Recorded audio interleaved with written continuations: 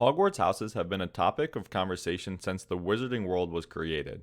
From the brave Gryffindors to the wise Ravenclaws, whatever house you are sorted into has always had people butting heads. To some, your Hogwarts house is much like a zodiac sign, and others will judge you based on your affiliation. In this video, let's discuss what house you should pick and if there are any benefits to playing each house.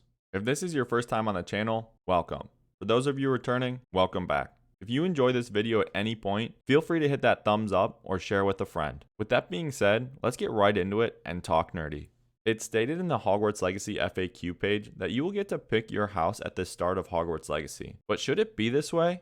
Honestly, it's probably the best way to sort players so that they can have multiple playthroughs in any house they want. I can play two separate characters under the same house in totally opposite ways. It will ultimately increase replayability the most and will be the best decision even if fans of the wizarding world were hoping to actually be sorted by a quiz of some sort.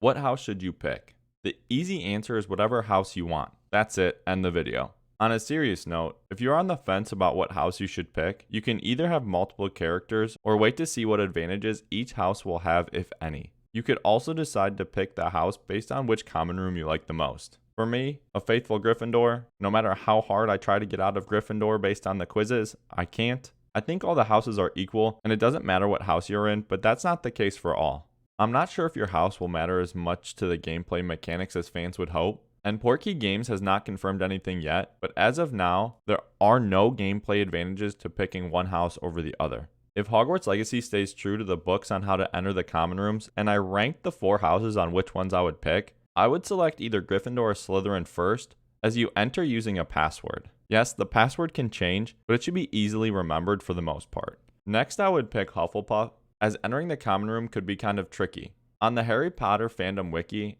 it's listed that you need to tap the barrel 2 from the bottom middle of the second row in the stack of barrels near the kitchen corridor in the rhythm of Helga Hufflepuff. This would be truly annoying if you mess up, as it is said that if someone tapped the wrong barrel or the wrong rhythm, they were doused in vinegar. Hufflepuff is the only house that has a defense mechanism to get into their common room.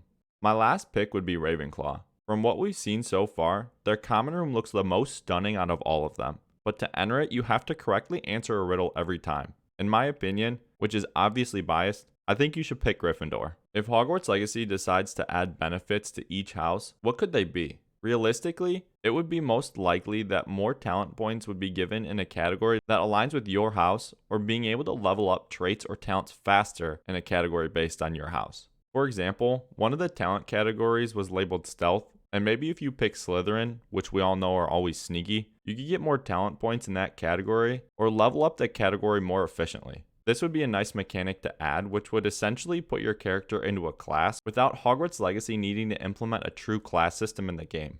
I want to hear from you what house you will be representing in Hogwarts Legacy when the game comes out in the comments down below.